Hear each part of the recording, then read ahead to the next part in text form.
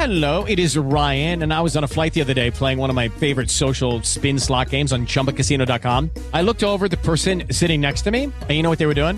They were also playing Chumba Casino. Coincidence? I think not. Everybody's loving having fun with it. Chumba Casino is home to hundreds of casino-style games that you can play for free anytime, anywhere, even at 30,000 feet. So sign up now at ChumbaCasino.com to claim your free welcome bonus. That's ChumbaCasino.com and live the Chumba life. No purchase necessary. VGW. Void where prohibited by law. See terms and conditions. 18+.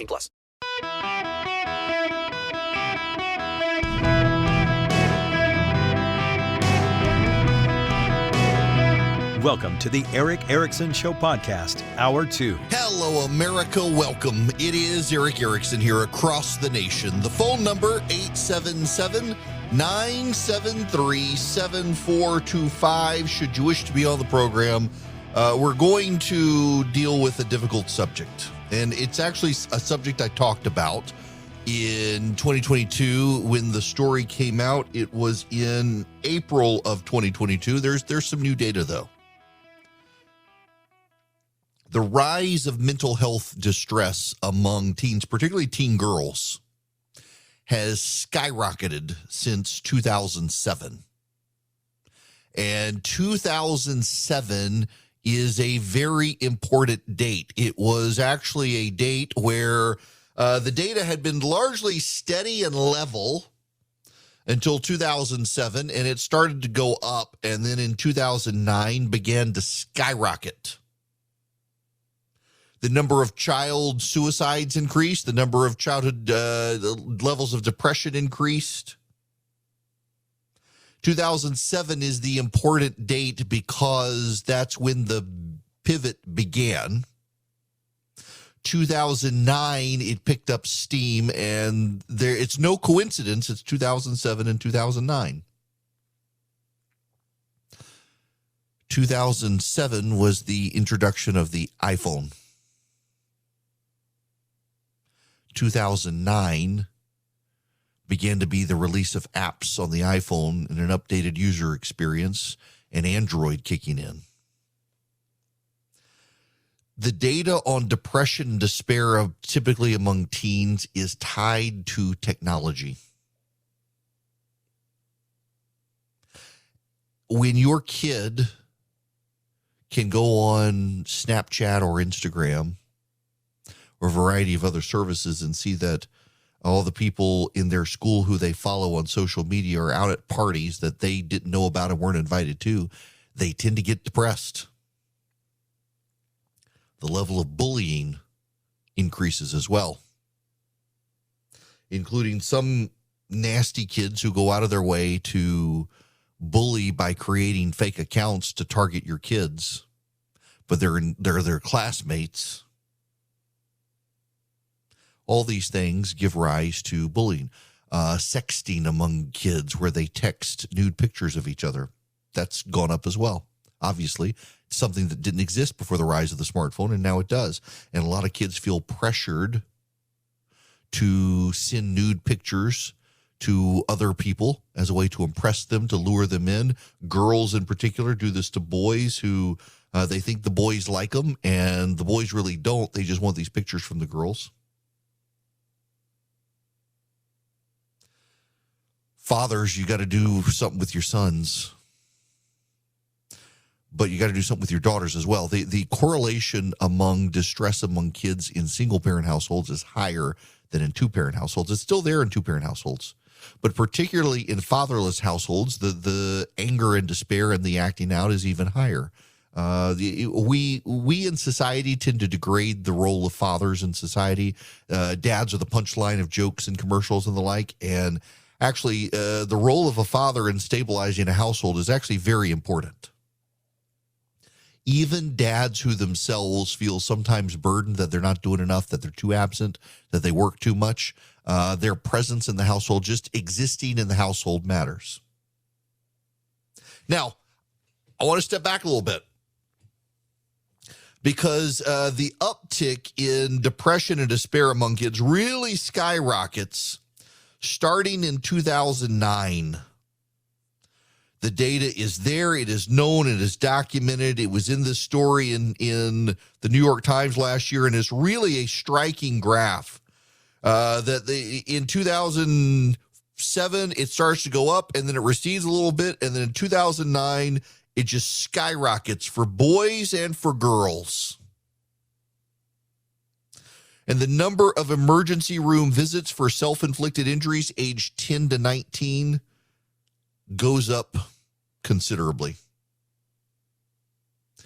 In 2009, for girls, it was roughly 250 ER visits per 100,000 were suicide attempts by girls. By 2019, it was crossing 600 ER visits per 100,000. Let me just read you from this piece. In 2019, 13% of adolescents reported having a major depressive episode, a 60% increase from 2007. Emergency room visits by children and adolescents in that period also rose sharply for anxiety, mood disorders, and self-harm. And for people ages 10 to 24, suicide rates, stable from 2000 to 2007, leaped nearly 60% by 2018. The decline in mental health among teenagers was intensified by the COVID pandemic, but predated it, spanning racial and ethnic groups, urban and rural areas, and the socioeconomic divide.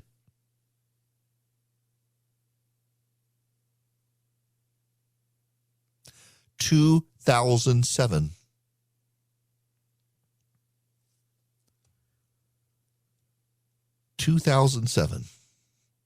Hey Siri, what year did the iPhone come out?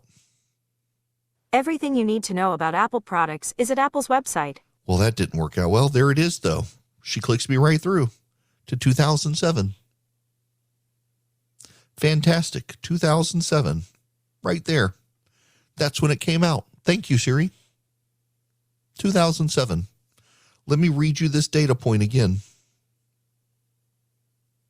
For people ages 10 to 24, suicide rates, which were stable from the year 2000 to 2007, leapt nearly 60% by 2018 from 2007.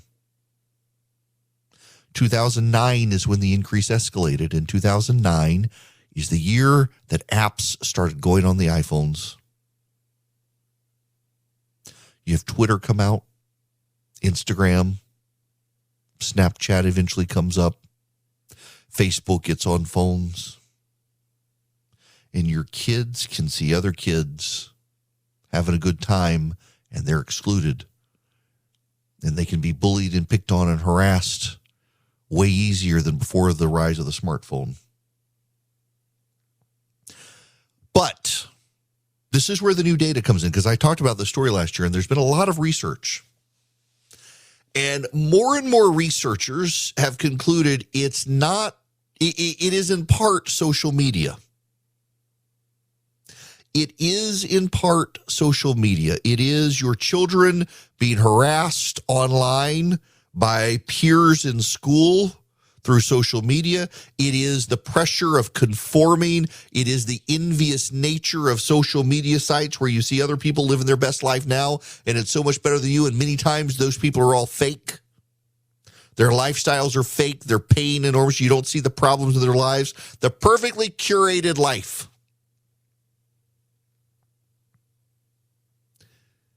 There's something more, though. And this is where there's probably an avenue to be able to change things.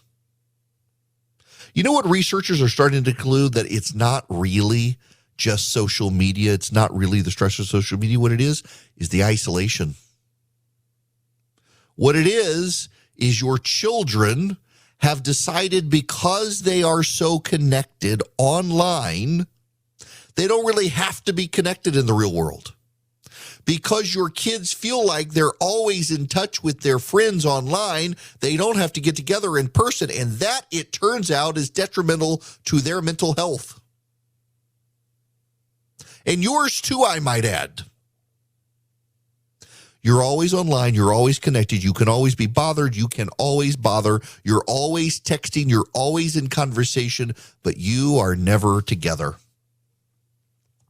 If you'll allow, and you really have no choice here, this is a Genesis moment. a Genesis moment. And I think we should be mindful that we are supposed to be creatures of community. Then God said, let us make mankind in our image and our likeness, so that they may rule over the fish in the sea and the birds in the sky, over the livestock and all the wild animals, and over all the creatures that moved along the ground. So God created mankind in his own image. In the image of God, he created them, male and female, he created them. He blessed them and said to them, be fruitful and increase in number, fill the earth and subdue it, rule over the fish in the sea and the birds in the sky, and over every living creature that moves on the ground. And you flip over to Genesis 2. Then the Lord, he took the man and he put him in the Garden of Eden to work it and take care of it. And the Lord God commanded the man, you are free to eat from the tree in the garden, but you must not eat from the tree of the knowledge of good and evil, for if you eat from it, you will surely die. Then the Lord God said, it is not good for the man to be alone. I will make a helper suitable for him. Now the Lord God had formed out of the ground all the wild animals and all the birds in the sky. He brought them to the man to see what he would name them. And whatever the man called each living creature, that was its name. But for Adam, no suitable helper was found. So the Lord God caused the man to fall into a deep sleep. And while he was sleeping, he took one of the man's ribs and then closed up the place with flesh. Then the Lord made a woman from the rib he had taken out of the man, and he brought her to the man. And the man said, this is my bone of my bones and flesh of my flesh. She shall be called woman, for she was taken out of man. That is why a man leaves his father and mother and is united to his wife, and they become one flesh. This is Genesis. Now, you don't have to be a theologian here. You don't have to be a Christian or a Jew. You don't have to be a Muslim. You don't have to be a person of religion. You can be an atheist to understand this. The point made in this work, the point I am making, and the point the data from 2022 and 23 is confirming, is that we are social creatures. And we have invented this technology that allows us to seem to be social, but we're not. We're not. It allows us to pretend we're connected, and we're not. We are connected online 24/7, but have no meaningful physical connections. We don't have FaceTime with other people. We have an app called FaceTime. We don't actually sit next to each other. We don't have to look at each other. We don't have to do anything. We can live our lives in disheveled mess without ever having to actually be in person in front of someone, having showered, shaved, put on deodorant, and clean clothes. We don't have to do that with social media. We don't have to do this with iPhones and Android apps. We don't have to do it. We can live an isolated existence. And the data is actually showing us the problem is not so much social media bullying now. The problem is not so much that your kids get on social media and they see the perfect life of other people and they get despair and depressed and they decide to commit suicide. The problem is not the bullies on social media bullying them. The problem is your kids are convinced that they have a meaningful social outlet with their friends online, and they don't, because they are not there together. And you are in the same boat. You do not connect to other people. You live an isolated existence. And the people who live these isolated existences, who think they are connected, turned out to be the ones most likely to suffer from despair and depression. The ones who believe that they are always engaged and plugged in and communal because of their friends on the internet are the ones most likely to have mental health problems. Because they have masked their isolation. Being able to connect to people online constantly and immediately is no consolation in a battle with isolation. Being physically present with other people is the cure. And the new data suggests the more you push your children to socialize in person with their friends instead of online, the better it is for their mental health. the less likely it is for a child to get into despair and depression, the more they're in reality connected to living human beings in person, where they have to see them, touch them, smell them, hear them in person without a digital device. And by the way, the data translates to adults as well. The more you are connected to people in person as opposed to online, the better your mental health is, the less likely you are to be depressed. The problem is, it's a really simple solution, but it's also very hard because all of us have gotten used to being always online and always connected to people without ever having to actually deal with them in person. And we have to force ourselves to go back to the old way of living before the iPhone existed and reestablish our connections. We were not meant to be alone in person. And the more we are, the more depressed we get. And all of the data now points both in that direction and to the solution. Connect yourself in person to other people and make sure your kids do too. The weather outside might be frightful, but in your bed, you've got super soft Boll and Branch sheets to sleep under. They'll keep you comfortable. They're just the perfect weight. Summer, winter, fall, spring, the perfect weight, and they get softer every wash. And right now, with the weather so cold outside, you want to just be snuggled up inside. They're the perfect sheets under which you and your loved one can snuggle. And right now, you can get 15% off your first set of sheets when you use promo code ERIC at bollandbranch.com. That's Boll and Branch, BOLLAND branch.com. The promo code is ERIC, ERICK. Boll and Branch sheets are the perfect 100% organic cotton threads that get softer every wash. Not only do they get softer every wash, but the drape across your body is just perfect. I really enjoy mine. We've got them now on multiple beds in the house. We've just kept buying them because they're so soft. And every wash, they get softer. And right now, get 15% off your first set of sheets when you use promo code ERIC, ERICK, at bollandbranch.com. That's Boll and Branch, BOLLAND branch.com. The promo code ERIC. Hello there. It is Eric Erickson here. The phone number is 877-973-7425. You should remember in your prayers Isaac Achi. Isaac Achi was a Catholic priest who over the weekend was burned to death in Nigeria. Armed bandits attacked his residence. Another priest escaped the building, but was shot and will survive.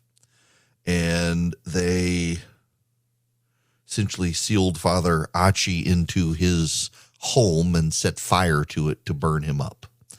Even the United Nations says Christians are the most persecuted people on the planet in terms of religion, and Nigeria is not a safe place to be. So Isaac Achi is a priest, St. Peter and Paul Catholic Church, and has died. Oh, these stories need to be covered. It's not safe in the world these days for a lot of priests and preachers. Welcome back. It is Eric Erickson here across the nation. The phone number is 877-973-7425. So full disclosure, let's start this over, shall we? Full disclosure. I have got to get back on the nutrition kick. I lost about 20 pounds, counting my macros, eating high in protein. And then I remember the day that I decided I could do it myself. Didn't need the app, and I didn't need the scale, and I didn't need to watch it. I was doing just fine. And it all went to kablooey, and I got to start over again. One of the things that I eat, in fact, 15 minutes before this show started today, because I had a kind of crazy schedule this morning, I was having my omelet. 2 eggs plus 2 extra egg whites plus 2 pieces of bacon and a little bit of cheese. Heavy protein.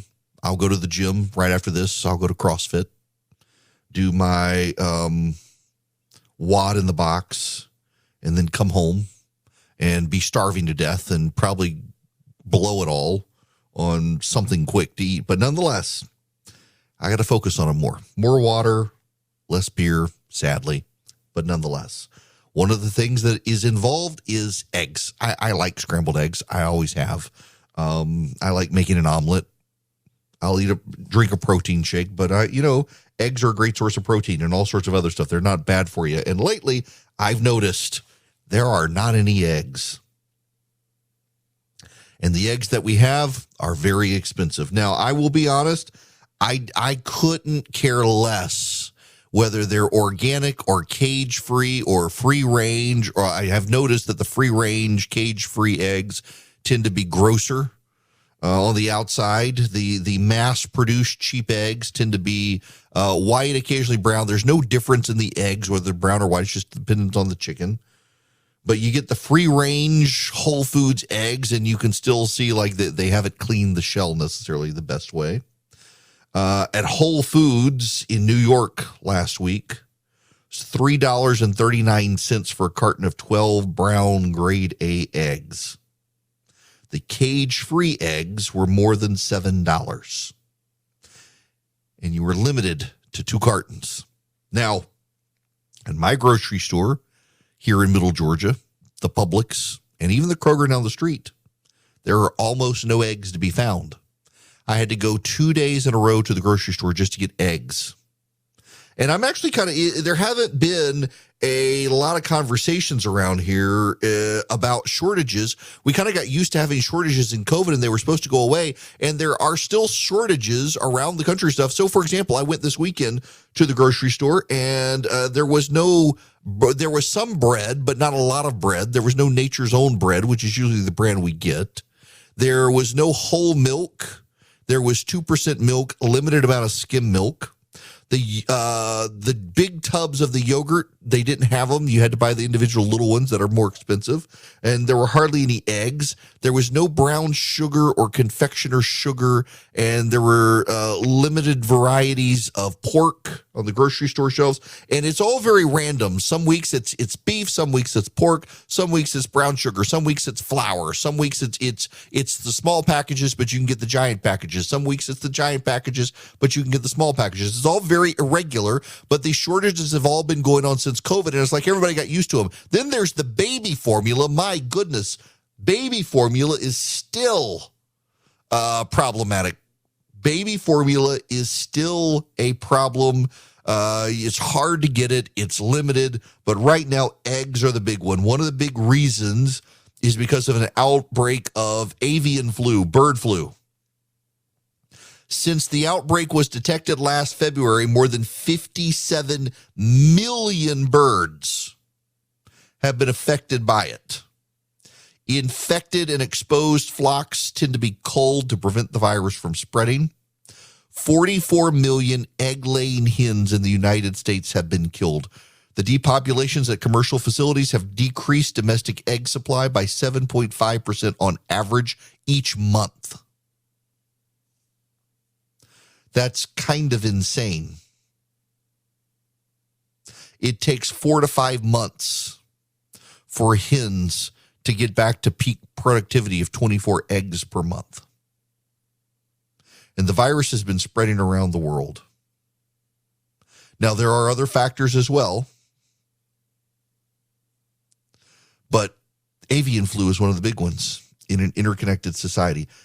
But the cost of eggs is up in some cases more than 200%. Let me read you part of this from the New York Times covering the story. At Bray's Egg Farm in Jeffersonville, New York, flocks of chickens have been spared from the avian flu.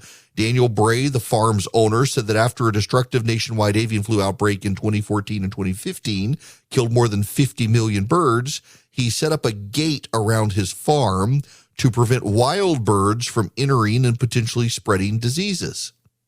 Mr. Bray said that vehicles entering the farm were sprayed with disinfectant, another precaution to protect the farm, which produces 228,000 eggs daily.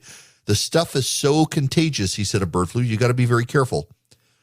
So essentially, this farm has set it up so wild birds flying by cannot come land at his farm because they could spread avian flu.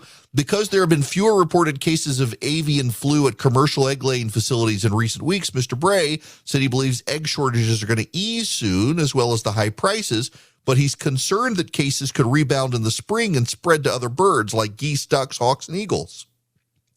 So far this year, recorded cases of the avian flu dropped significantly, with only one commercial flock and 10 backyard flocks affected, according to the Ag Department, compared with more than 5.07 million birds in December and more than 3.75 million birds in November.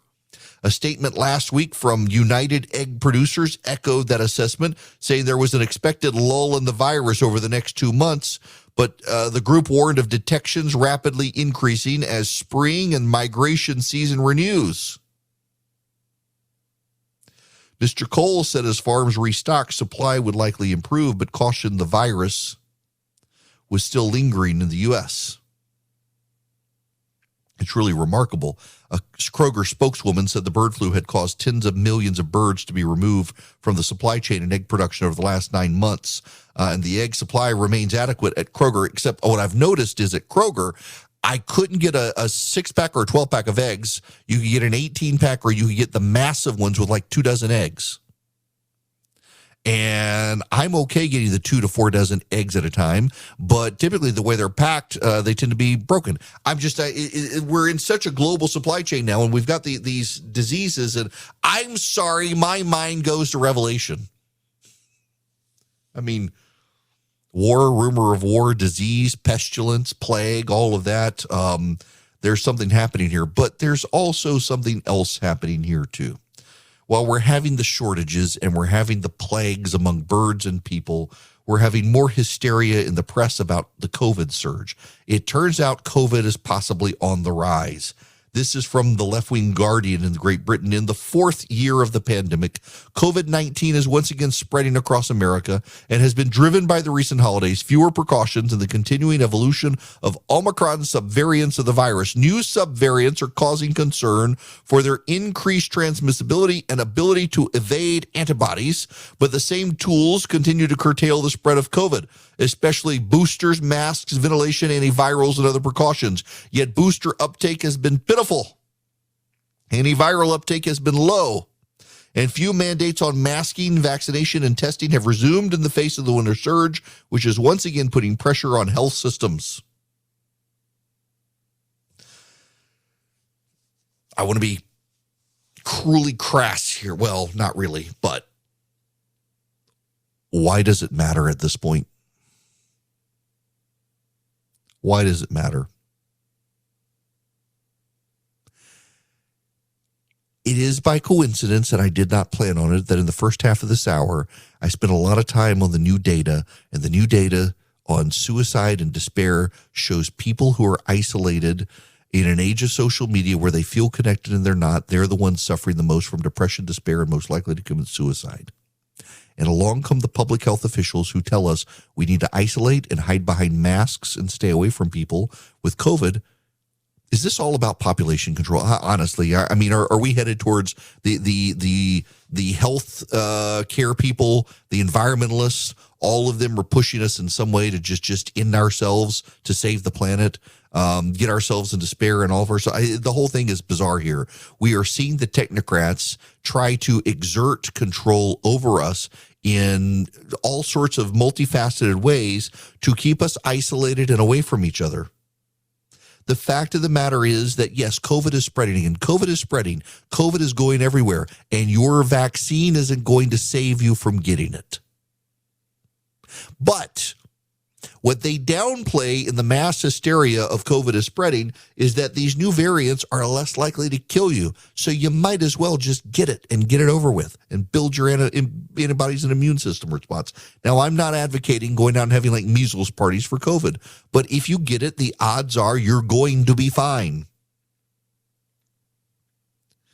The fear scenario that the media stokes over COVID is getting to a bizarre point where they want you to live in perpetual fear over a virus that is less and less likely to hospitalize you or kill you.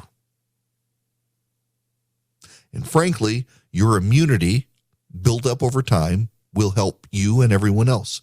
The virus continues to mutate. Yeah, if you are elderly and immune compromised, you might need a booster. You might need a booster, but the booster is only going to help a little bit, and it looks like the immune response isn't going to last a very long time. So why are we allowing public health officials to dictate all this stuff for you. By the way, have you heard this? The National Institutes of Health, it's come out with its new food pyramid. Did you know, according to these recommendations on a food compass score produced by Tufts University at taxpayer expense, Honey Nut Cheerios are considered healthier for you to eat than ground beef or even cheddar cheese. You should be encouraged to eat chocolate-covered almonds, non-fat chocolate frozen yogurt, and Cheerios, and Lucky Charms as opposed to eggs fried in butter, cheddar cheese, or ground beef. Now listen, I'm doing a bad job at the whole diet nutrition thing, and I got to do better. I know that.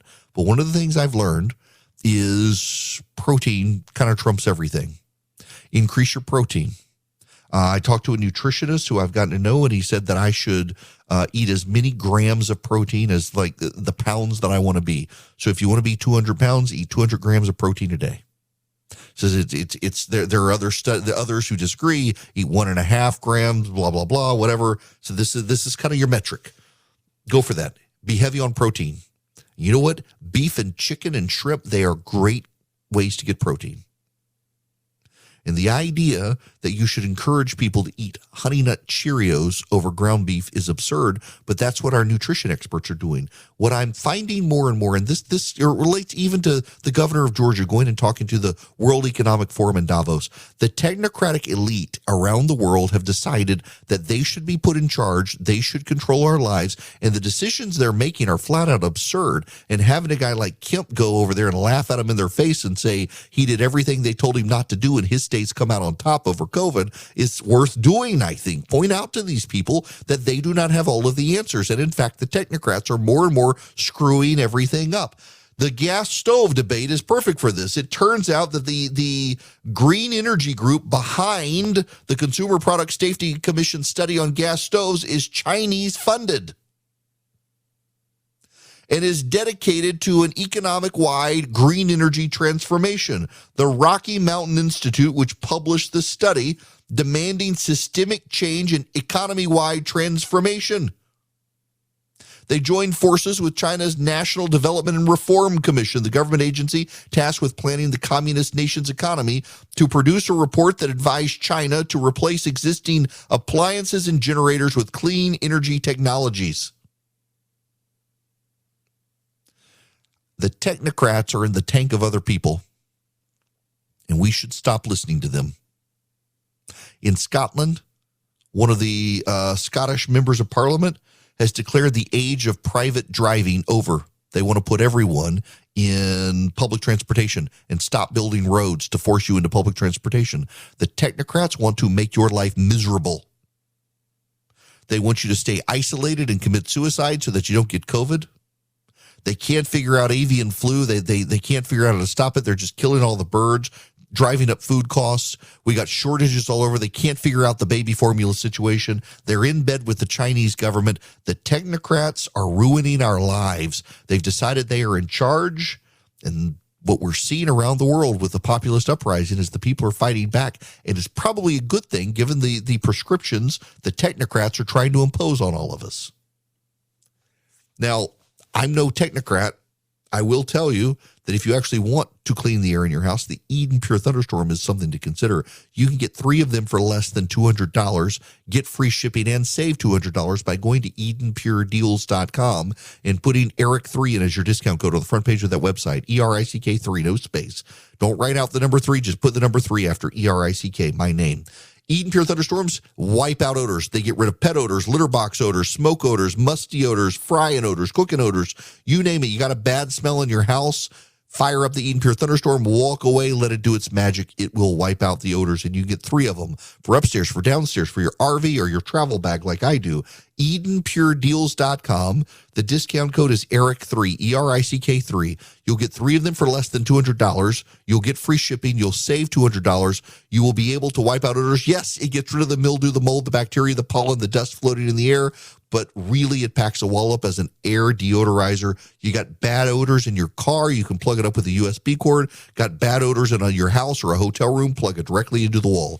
EdenPureDeals.com. The discount code is ERICK3.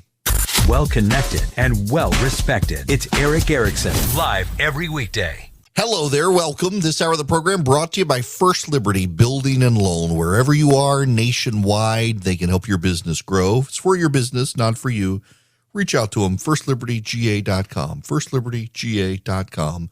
See if they can help your business grow, buying a building, getting a franchise growing, buying out a competitor. They might be able to help you. firstlibertyga.com. All right, what's next? Let me see. I have all my notes. Yes. I got to play for you. Nope. I'm not going to do that. I'm going to do this instead because and we may have to go back to this later. Washington, D.C. So when I was a kid, I love Washington, D.C., you should know. One of my favorite cities, just the architecture and all, the layout, L'Enfant's design. But it can also be a third world hellhole. When I was a kid, we lived in Dubai and I wanted to go to Washington. We would take trips every few months and go to a new country. And I wanted to go to Washington so bad. I memorized the map and where everything was and the metro system so that I could convince my parents that I could be our tour guide because I so wanted to go to Washington. And we lived halfway around the world. From Washington, D.C. at the time. It wasn't practical. We go to Europe, Asia, not Washington. Well, when I grew up, I finally went to Washington myself. My oldest sister took me. They lived in Norfolk. My brother-in-law was in the Navy, and then I went. My present to myself when I graduated college was to go to Washington, D.C. for a week by myself. Went everywhere in D.C. Just enjoyed it so much. Got to go to the museums. Nowadays, it's a pain in the butt because some of the bigger museums, you got to schedule your time to go. But it's always had crime problems, and they're about to get worse because the District of Columbia City Council intends to override a veto of a bill that would decrease punishments for violent crimes like carjackings, home invasion burglaries, robberies, and even homicides. The far-reaching rewrite of the criminal code would tie the hands of police and prosecutors and overwhelm courts. They are essentially going to make it so unless you commit murder, you don't go to jail in Washington, D.C. It is absolutely bizarre that the city council would do this, and even some of them are saying they got to do something else, but they're still going to implement this law and then try to fix it. Congress, it's time to step in and take away their right to self-government. With the Lucky Land Slots, you can get lucky just about anywhere. This is your captain speaking. We've got clear runway and the weather's fine, but we're just going to circle up here a while and get lucky. No, nothing like that. It's just these cash prizes add up quick. So I suggest you sit back, keep your tray table upright, and start getting lucky. Play for free at LuckyLandSlots.com. Are you feeling lucky? No purchase necessary. Void where prohibited by law. 18+ terms and conditions apply. See website for details.